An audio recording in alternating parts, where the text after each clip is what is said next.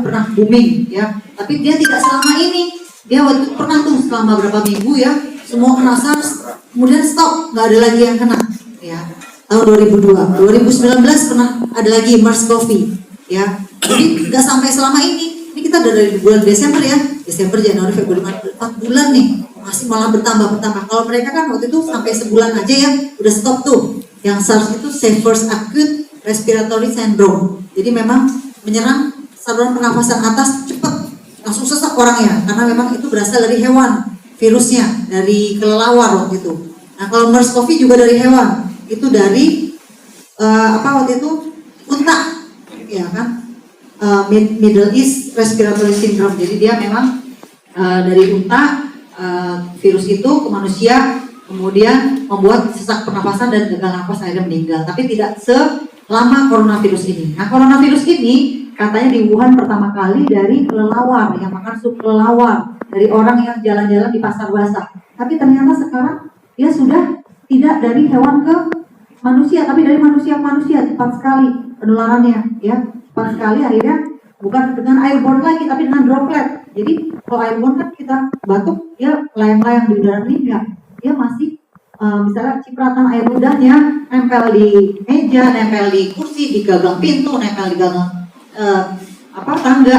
Dia bisa tuh masih hidup, dipegang tangan satu, salaman, yang satu salaman, habis itu muncul-muncul mata, hidung, mulut. Kenapa? Karena virus ini masuknya lewat mukosa mata, mukosa hidung, mukosa mulut. Ya mungkin makan, dan akhirnya dia tidak cuci tangan sebelum makan, akhirnya masuklah virus itu. Tapi virus itu masuk bukan jalan-jalan ya di leher, yang katanya harus minum air cuka, itu enggak. Dia setelah masuk di mukosa, dia masuk ke sel, jadi dia punya kapsul, dia membungkus dirinya dengan kapsul, itu DNA-nya. Ya, DNA itu inti daripada virus itu. Dia membungkus diri dengan kapsul, masuk ke dalam peredaran darah. Langsung, nah dia punya target sel, namanya sel organ paru-paru, parenkim paru. Jadi dia masih akan ke pembuluh darah paru-paru. Kalau masuk lewat mulut, jelas lewat pembuluh darah besar dari tenggorokan, semua lewat tenggorokan. Nah, dia kalau nyantol sedikit di situ menimbulkan gejala batuk, pilek dari atas, kemudian ke bawah sakit menelan. Lama-lama setelah di bawah dia nancep di parenkim paru, dia bisa bereplikasi tanpa adanya daya tahan tubuh yang baik, dia akan menimbulkan gagal pernapasan. Akhirnya dia memperbanyak diri. Nah setelah memperbanyak diri di paru dia menimbulkan sesak, itu yang paling bahaya ya. Jadi gejalanya di sini ada demam tinggi. Demam itu jelas merupakan ciri bahwa ada kuman atau entah bakteri, entah virus masuk ke dalam tubuh. Disitulah daya tahan tubuh kita sedang berperang dengan sang kuman, yaitu leukosit kita, sel darah putih. Di situ sel darah putih itu lagi perang, makanya itu kita merasakan demam, ya, merasakan kalor namanya. Jadi ada demam, dan biasanya demam ini tinggi di atas 38 derajat Celcius. Makanya kita sekarang sebelum masuk puskesmas, sebelum masuk kantor, sebelum masuk mall, ada termogan, pakai thermal scanner kalau di bandara ya. Orang yang di atas 38 derajat Celcius diisolasi dulu, ditanya nih dari mana nih, ya. Apakah dia pernah kontak dengan orang-orang terduga ataukah pernah bepergian ke tempat endemis, ditanya biasanya. Tapi itu bisa dibohongin, ya. Kalau orangnya pinter, dia habis. Jadi kita punya pasien, dia memang sering bolak-balik ke Malaysia karena dia lagi kuliah nih, dia kemarin ngaku dokter lagi. Dia demam di Malaysia, takut nggak bisa ke Indonesia, apa? Minum paracetamol 2, udah. Di termoscanner normal 35 malah 36. Begitu sampai rumah demam lagi. Bisa dikibulin thermal scanner itu. Jadi bukan satu-satunya cara untuk mendeteksi coronavirus, tapi gejalanya memang akan demam tinggi, ya. Kemudian batuk pilek jelas karena dia masuknya ke pernapasan. Dia kan coronavirus itu memang sefamili dengan hemovirus influenza tipe B, HIB, yaitu yang menimbulkan batuk pilek influenza, ya. Ya batuk pilek, kemudian jelas gangguan pernapasan. Karena batuk pilek kan kadang-kadang orang jadi susah bernapas, apalagi jika dia punya riwayat penyakit asma, riwayat penyakit pneumonia, riwayat penyakit bronkopneumonia, ya, atau bronkitis. Dia akan makin membuat gangguan pernapasan. Dan yang terakhir memang sesak napas ini yang paling bahaya. Berarti kumannya sudah sampai ke paru-paru dan daya tahan tubuh kita berarti tidak bagus. drop mungkin ya. Nah, ada juga letih dan lesu serta sakit tenggorokan. Jelas sakit tenggorokan dia ada infeksi dia mungkin kumannya itu ada yang bereplikasi di pembuluh darah atau di sel-sel di faringitis di faring ya, atau di tonsil, karena pembuluh darah kita kan melewati dari atas ke bawah ke arah jantung, ke arah paru, melewati tenggorokan, melewati tonsil, faringitis, faring ya, atau apa namanya leher tenggorokan ya. Jadi memang salah satu gejalanya ini. Nah, dari sekian banyak ini gejala, belum tentu juga orangnya coronavirus ya. Oh, saya ini semuanya nih. Ya, letih lesu jelas orang masuk virus ke badan kita nih, entah virus DBD, chikungunya, rotavirus itu yang bikin mencret ya, atau hemovirus influenza, dan coronavirus pasti akan menjadi letih lesu. Kenapa? Karena kita daya tahan tubuh sel darah putih kita tuh lagi perang. Nah, kita pasti lesu ya. Nah, diharapkan saat letih lesu ini orangnya enggak jalan-jalan, tapi dia tidur, istirahat, makan makanan bergizi supaya meningkat tuh sel darah putihnya. Nah, itu ya, di situ yang nanti yang bisa mencegah virusnya berkembang biak lebih banyak di dalam tubuh. Nah, kalau ini semua tadi yang tadi itu sudah terasa di badan, atau virus saya merasakan semua gejala ini, apakah ini sudah positif coronavirus? Belum. Lanjut deh. Nah, ini ya, coronavirus itu sudah bukan lewat darah bukan lewat pemeriksaan darah laboratorium, bukan. Tapi salah satu untuk mendeteksi dia sedang terserang virus, terutama coronavirus, dia ada trombositopeni, ada leukopeni, ada leukositopeni. Jadi dia ada penurunan leukosit, ada penurunan trombosit, ya. Jadi turun semua drop, ya. Beda, agak sama DBD. Jadi turun tuh semuanya. Kenapa? Karena lagi diserang oleh virus. Jadi memang ada trombositopeni, ada leukopeni, ya. Dia akan menimbulkan gangguan hasil lab seperti itu. Tapi positifnya sebetulnya adalah pemeriksaan swab atau hapusan tenggorok dan hapusan sekret hidung.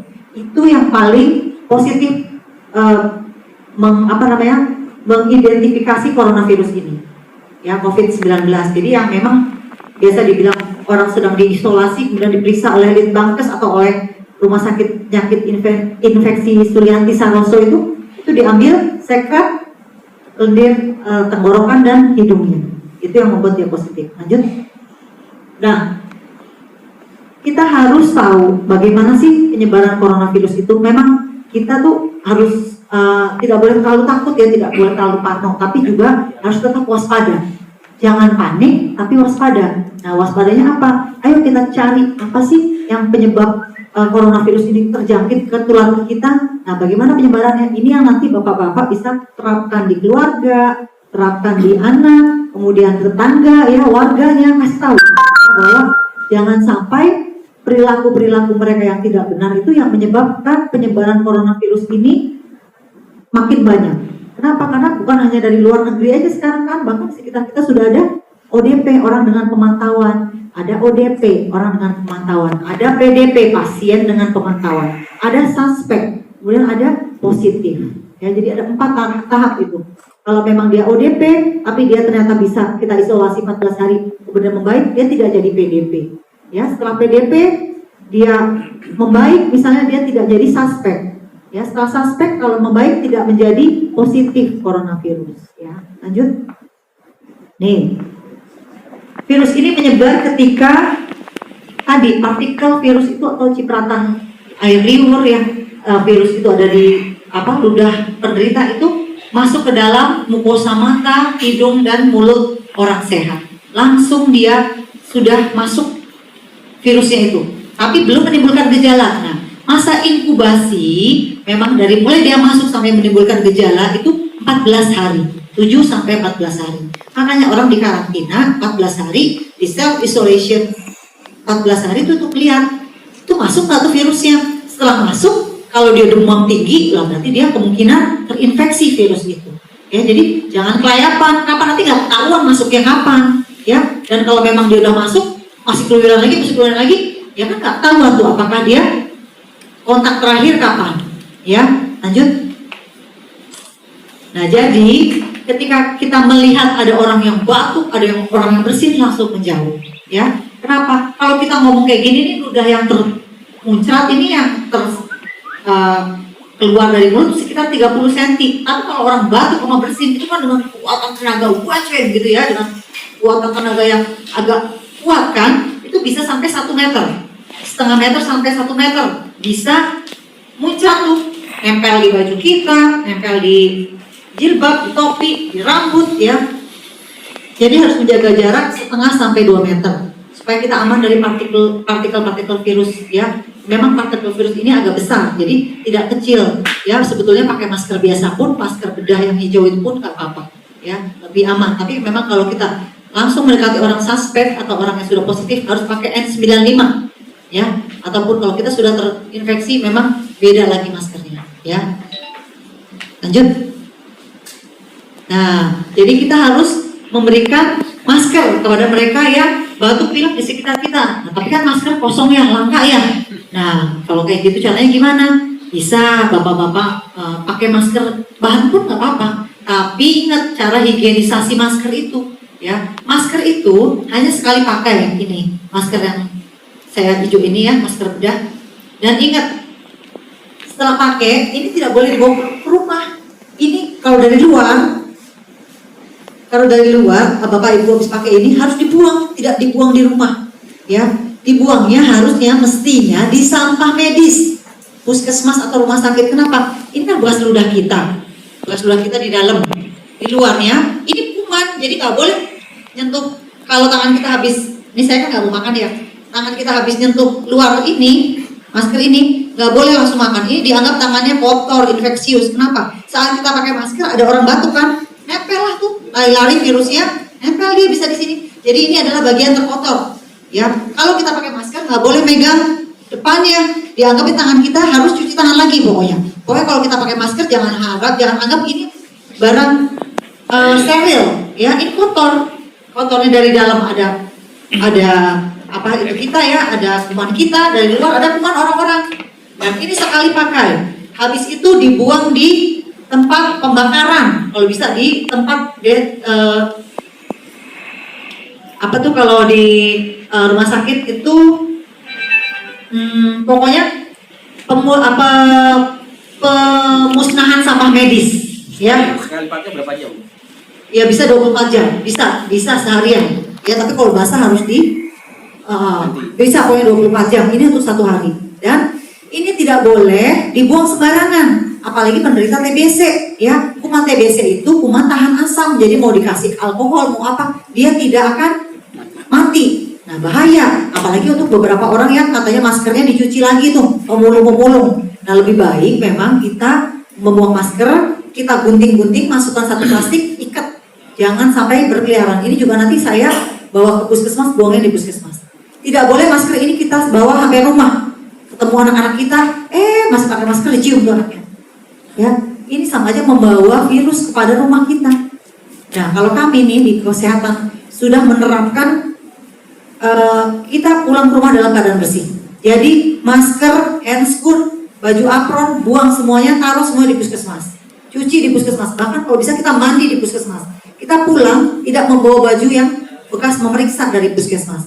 Kalaupun memeriksa dari puskesmas kita tidak mandi, langsung ke belakang. Begitu datang, tanpa kita harus duduk dulu, tanpa kita menyentuh anak kita, istri kita atau suami kita yang ada di rumah, langsung keluar ke belakang, ke kamar mandi, buka semuanya. Untuk yang laki-laki karena rambutnya kebuka, wajib keramas ya. Jadi kalau nggak keramas mandi percuma aja tuh, nempel tuh kan di kepala ya. Dan virus itu terbukanya dengan deterjen, dengan gliserin. Jadi virus itu sebetulnya dengan, kenapa harus cuci tangan? Karena kapsul virus itu dia hancur terbukanya tuh dengan deterjen, dengan gliserin ya. Kalau dengan klorin dia mati, tapi matinya masih kelengar-kelengar, nggak hancur. Kalau dengan deterjen hancur. Makanya sekarang program pengendalian infeksi di puskesmas dan rumah sakit, pembersihan pertama kalinya gagang-gagang tangga, handle pintu, kemudian tempat duduk, ini itu dengan deterjen dulu dilap, baru pakai Baiklin, klorin ya. Karena pertama kali harus deterjen dulu. Untuk alat-alat juga begitu ya. Lanjut. Nah, kalau kita sedang di umum, Kan kita tidak tahu tuh ya, mana yang sakit, mana yang enggak. Tapi ya memang kita harus menghindari keramaian nih ya, karena orang yang sudah terinfeksi tadi sudah masuk virus ke dalam tubuh tidak menunjukkan gejala apapun. Jadi kalaupun kita pakai masker, memang kita melindungi diri dari orang lain yang batuk. Tapi bisa juga kita juga adalah sedang batuk ya. Lanjut. Nah, karena memang sekarang itu yang dianjurkan sebetulnya yang memakai masker adalah bukan orang sehat, tetapi orang yang sedang batuk. Plus satu lagi orang yang memeriksa langsung pasien-pasien yang kemungkinan menderita gejala coronavirus tersebut. Jadi semua di pelayanan kesehatan wajib pakai masker. Jadi mungkin ya nanti ke beberapa puskesmas, bahkan nanti puskesmas di pondok, kita tuh sudah dengan APD atau alat pelindung diri kita. Kita pakai masker, pakai handscoon, pakai baju seperti jas hujan gitu. Ya kenapa? Karena untuk menghindari cipratan-cipratan pasien, cipratan ludah, ya mungkin kemudian virus-virus dari tangan atau dari meja yang mungkin dia batuk ke meja atau ke kursi. Nah, kita sudah pakai seperti itu. Dan di puskesmas lain juga sudah seperti itu. Jadi memang kita melindungi diri kita dengan APD atau alat pelindung diri. Nah, air liur itu bisa terjadi bisa menempel di tangan. Kalau dia batuk itu tuh pakai tangan, ya itu salah banget. Dia tangannya nggak megang tisu, tangannya habis dari mana-mana juga dia megang batuk, dia nutup mulutnya dengan batuk, itu tercipratlah ludahnya ke dia. Kemudian salaman dengan orang lain, kemudian atau megang meja, udah dia nempel di meja tuh virus. Itu kalau tidak terkena matahari, virus itu masih bisa bertahan sekitar 2 jam kalau nggak salah. Ya, 2 jam dia masih hidup tuh. Nanti nempel lagi dia baru. Nah kalau di badan kita dia tuh bisa di inangnya, itu dia bisa hidup selama mungkin sampai daya tahan tubuh kita mematikan dia, sampai sel darah putih kita mematikan dia. Ya, tapi kalau di kalau nggak salah 24 jam apa berapa ya, pokoknya dia tetap ada waktunya ya di benda mati. Yang saya tahu sih 2-4 jam gitu ya.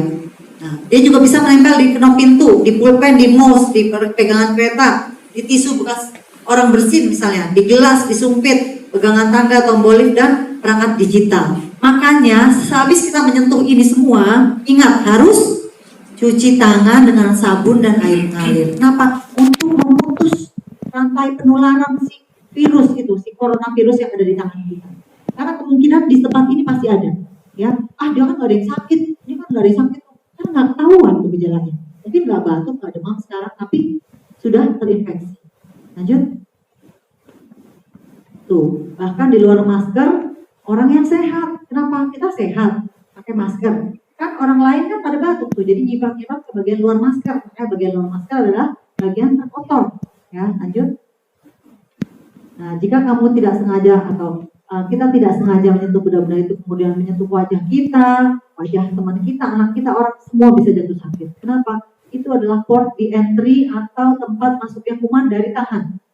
Jadi tangan ini adalah tempat yang paling jahat sebetulnya. Kenapa? Kita pegang uang, kita pegang kenop pintu, ya ke mall atau ke kelurahan, kecamatan, kemudian kita jalan-jalan megang besi pagar, kemudian megang bahkan pohon, ya megang pohon, atau kita duduk begini, nyender begini dulu di kursi, itu semuanya kotor. Ya.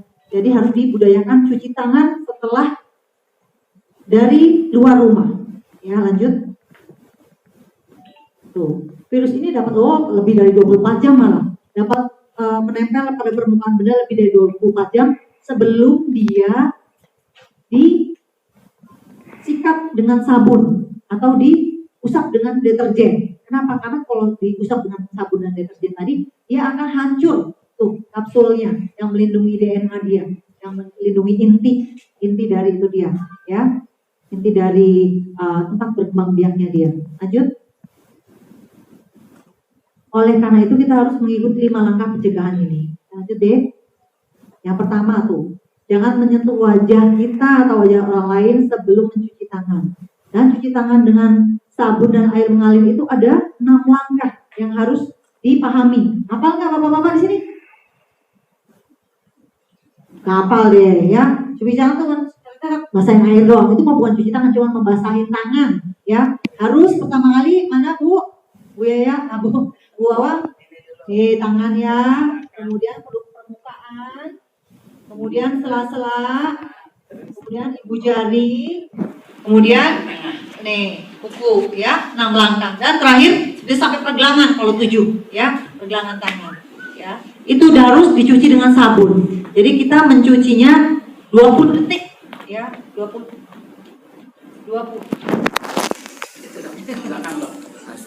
Baterainya habis. Palurah ya? Bilang lagi penyuluhan.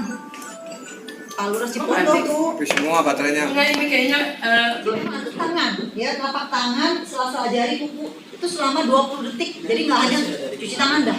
Itu bukan cuci tangan namanya, tapi membasahi tangan. Kenapa? Karena memang itu bisa menempel di sela jari, di kuku, ya bahkan di pergelangan tangan. Jadi jangan sampai bapak-bapak ini nanti pulang dari rumah, dari sini ke rumah nih, langsung, anakku apa istriku sayang, langsung megang-megang pipinya. Jangan ya. Jadi nanti begitu sampai rumah apa yang dilakukan? Cuci tangan. Terus buka baju, ya langsung tapi cuci tangan itu bajunya kotor semua nih yakin? Iya kotor. keramas, suruh keramas ya. Setiap pulang rumah mau jam berapapun, ya sampai ke rumah jangan membawa baju yang dari luar, duduk di dalam rumah, mau di depan TV, di ruang tamu. Kenapa kita kan duduk di situ? Nah kita makan di situ. Nggak mau? Oke, nggak tahu nih. Anak saya batuk nih. Nggak pernah nggak ada yang batuk di rumah. Nggak tahu nih anak saya mencret. Terus ibu kalau di poli pasti kayak gitu. Ibu kalau pulang ke rumah jilbabnya diganti nggak? Langsung tidur sama anaknya. Kan jilbabnya digantungin aja. Terus bajunya ganti nggak? Nggak. Tapi kan cuci tangan cuci kaki. Oh itu salah. Makanya harus ibu batuk. Makanya ibu mencret. Kata ini Jilbabnya atuh buat besok. ya bapaknya beliin ya. Makanya itu suami saya istri itu dibutuhkan di sini. Jangan kalau dia satu ya. Kalau pulang anaknya langsung cium tangan repot bukan? Ya. Jangan langsung gini. Ya nggak apa-apa. Nanti anak tunggu bapak cuci tangan dulu. Ya gitu harus. Saya gitu. Saya kalau pulang nih, assalamualaikum, waalaikumsalam. Terus saya nggak ada yang nyamperin. Tunggu ya. Saya di belakang ada kamar mandi di depan. Tapi saya bisa ke belakang, buka semua, langsung mandi. Mau jam 3 kayak jam 1 siang kayak jam 2 jam malam pasti mandi. Ya, nanti malam mandi lagi. Saya 3 kali Pak sehari mandinya. Parno ya kali ya. Cuci tangan itu bisa sampai 50 kali. Jadi saya ada wastafel Ada yang mandi sekali kan? Utang sama anak saya sampai sabun cuci tangan itu saya nyetok sampai berjilid-jilid. Itu 3 hari habis. Coba yang Yuri itu bayangin. Saking kita tuh saya, anak saya 2, kalau suami kan sama pulangnya malam dia nggak di rumah sakit. Itu sering cuci tangan karena apa? Dari WC kita cuci tangan.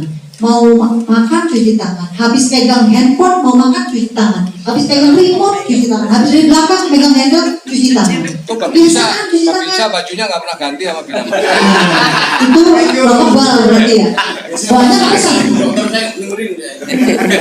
harus dicuci ya. Nanti ini berhubungan dengan DBD nih baju-baju yang harus dicuci dong. Isi baju digantung aja. Ternyata di rumah saya banyaknya udah di-fogging-foggingnya kurang bagus. Ternyata bau keringat kamarnya. Kenapa baju-baju bekas digantungin? Itu rumah hidangan nyamuk.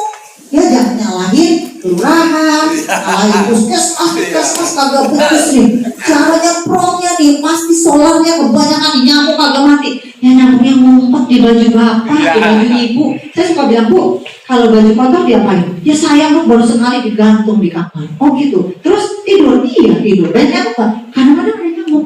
Oh pantes nak DBD. Kenapa? Nyamuk itu senang dengan bau keringat. Ya, dia tuh senang dengan tempat yang gelap, tempat yang lembab dan bau keringat. Jadi dia akan masuk ke baju-baju kita. Coba dikeprut bajunya, pasti banyak nyamuknya. Ya, kalau mau dipakai lagi gantung tapi di luar. Kalau nggak dipakai lagi, masukkan ke dalam ember, tutup atau rendam sekalian. Ya, tapi kan nyuci terus dong. Ya resiko, mau sehat nggak? Ya harus nyuci terus. Ya, jangan baju satu dipakai 3 hari, baju satu dipakai seminggu. Buset, tuh asal banget ini ya. Gimana ulasannya ya kan? Seminggu Sekarang sampai rumah, bapaknya nggak, ibunya nggak, anaknya pulang sekolah ganti baju, cuci tangan, cuci kaki. Ya, ramas bapaknya dia nggak pakai jilbab. Kami ini pakai jilbab melindungi, tapi jilbab harus ganti, harus buang, harus dicuci. Ya, nggak boleh besok dipakai lagi di kantor, nggak bisa. Itu kotor. Jadi sama aja kita menumpuk virus di rumah. Ya, yang pakai topi, taruh topinya jangan di kamar. Coba kita dengar. Ya, taruh topinya di luar. Ada virus. Tapi tiap hari cuci juga, Bu. Di Ya kantor di udah, jalan. taruhnya di luar. Pokoknya nggak boleh di kamar itu yang bersih, kamar yang sehat itu tidak ada gantungan baju, tidak ada buku-buku ditaruh kenapa? Dia pengumpul debu. Ya, kalau debu kan anaknya asma kan tahu nih nggak ada yang nularin, nggak ada keturunan asma. Gitu dari kamarnya banyak buku, banyak tas, baju pada, ya kan debu ngumpul di situ. Jadi kamar yang bersih itu hanya ada tempat tidur, lemari dan meja. Di atas meja bersih. Kalaupun ada, mau ada cuma ada beberapa misalnya deodoran ya atau sisir pun harus masuk. Kenapa? Sisir itu pengumpul debu.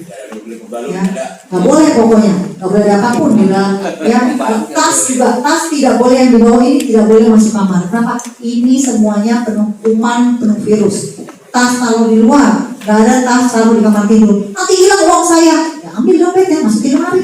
Ya, semua masukin lemari kunci, nggak ada tuh kipas angin. Di sini baju kotor udah putar-putar ke udara, atau di sini kipas angin, di situ tas atau buku, wah udah debunya putar-putar.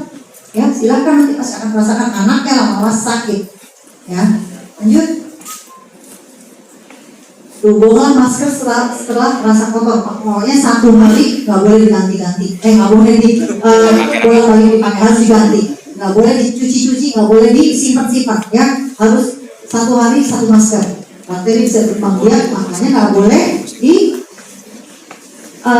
buang sembarangan. Dan tangan kita habis memegang masker ini, anggap tangan kita sangat kotor sehingga harus cuci tangan sebelum makan, cuci tangan sebelum masuk rumah, cuci tangan sebelum memegang anak, istri, suami. Ya, lanjut. Buang begitu. Wah, kalau suruh keramas nggak enak sama tetangga, Bu Dokter. Udah sering itu ya. Matanya tetangga bilang, waduh Pak RW keramas mulu tiap hari, ya kan nggak enak gitu.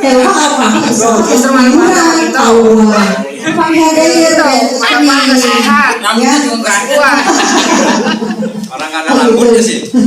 Ya nih, jangan berbagi alat makan gelas handuk jelas ya. Ini nanti kalau makan bareng-bareng biar romantis, suami istri, suaminya batuk, istrinya ikut batuk suami istrinya, anaknya ikut batuk, mewakili itu sama-sama ya.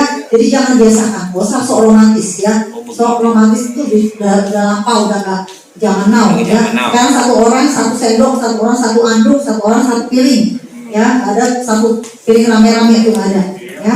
Anduk juga jangan. Udah deh daripada banyak nyuci udah. Anduk kamu sama anduk ayah barengan. Anduk kamu sama mama barengan nggak boleh. Ya kenapa? Karena nanti ya penyakit kulit, ya hepatitis, ya tifoid itu bisa tertular dengan ini semua. Selain virus corona. Lanjut. Tuh kalau kita buka pintu, kayak tadi saya buka pintu nggak mau pakai tangan, saya pakai siku buka pintu. Mau pasti itu tangannya, pasti itu tangan blok-blok. Terus gagangnya udah, saya udah berapa tangan tuh, udah berapa ribu sidik jari tuh kalau pakai polisi gitu ya. Nah itu harus dibersihkan Bu. Kami ini sekarang di puskesmas setiap hari melakukan desinfeksi ruangan. Disemprot tuh pakai alat semprot itu. Kita beli sendiri di S-Hardware 167.000, isinya klorin dengan alkohol, ya atau alkohol klorin atau alkohol klorin itu Baiklin diencerkan 1:9 ya, bisa disemprotkan gitu ya. Lanjut. Tuh selalu cuci tangan dengan sabun sebelum makan dan setelah pergi dari tempat kerja. Itu tadi dari keluar rumah, masuk rumah harus cuci tangan dengan sabun dan ganti baju.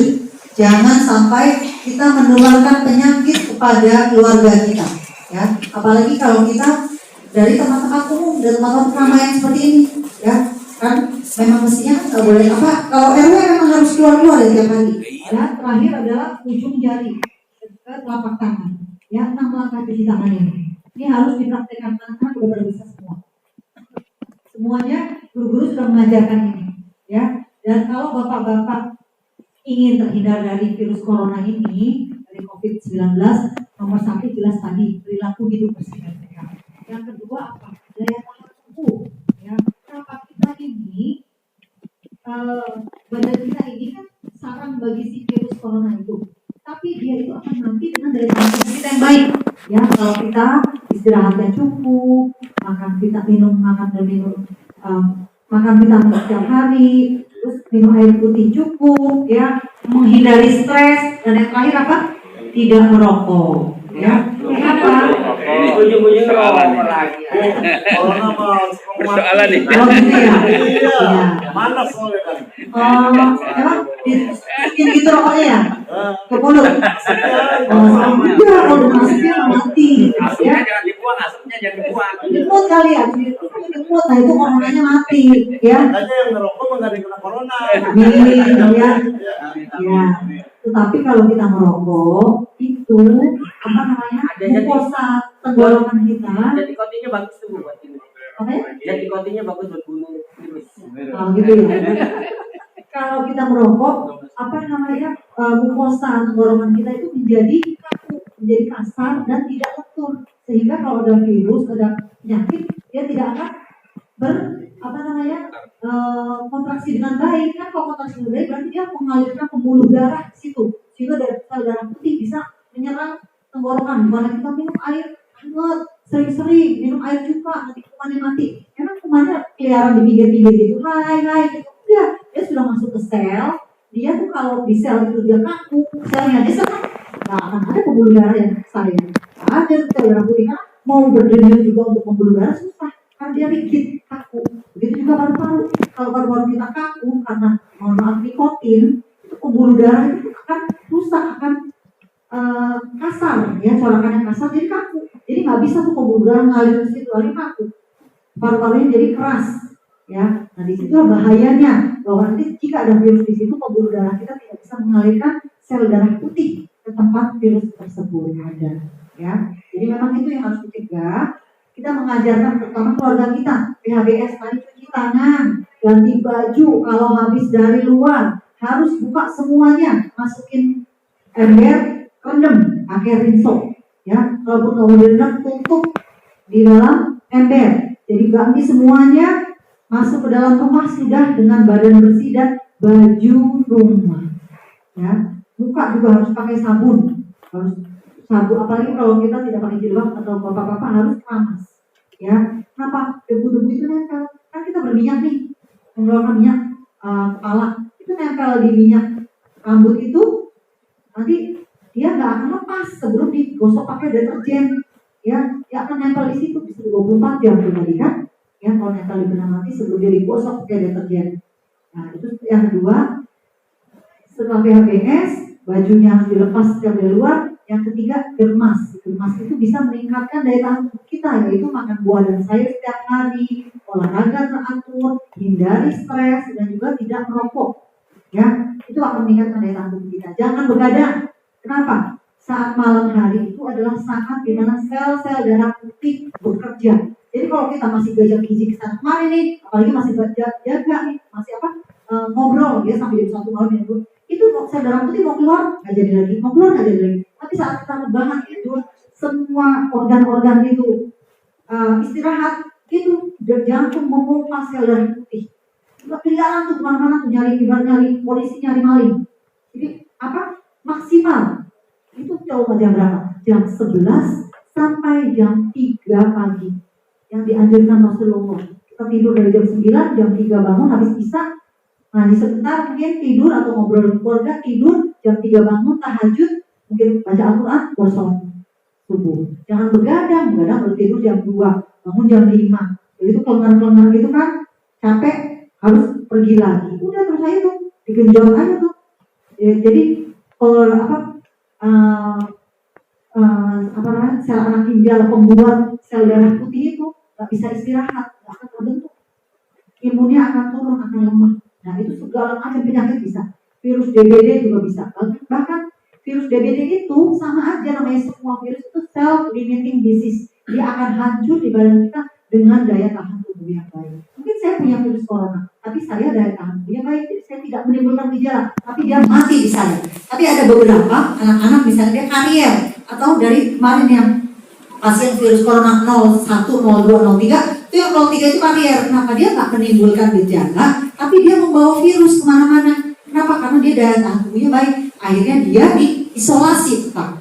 Dihilangkan tuh virusnya dari dalam paru-parunya. Di spektrumnya diambilin terus sampai negatif, ya. Dihajarnya dengan apa? Dengan vitamin, kan dia bilang saya diinfus vitamin dan antibiotik. Antibiotik untuk mencegah infeksi-infeksi yang terjadi, misalnya radang tenggorokan, infeksi paru. Tapi virusnya dihajarnya dengan apa? Dengan vitamin dan istirahat yang cukup. Ya, itu mungkin yang bisa saya sampaikan. Semoga ini bermanfaat bagi bapak-bapak semua dan kita semua selalu diberikan kesehatan. Amin, sehat walafiat, dijauhkan dari segala macam penyakit berbahaya dan dari segala masalah yang kita tidak bisa menghadapinya. Amin. Terima kasih atas perhatiannya. Mohon maaf jika ada kata-kata yang kurang berkenan. Wabillahi taufiq wal hidayah. Wassalamualaikum warahmatullahi wabarakatuh.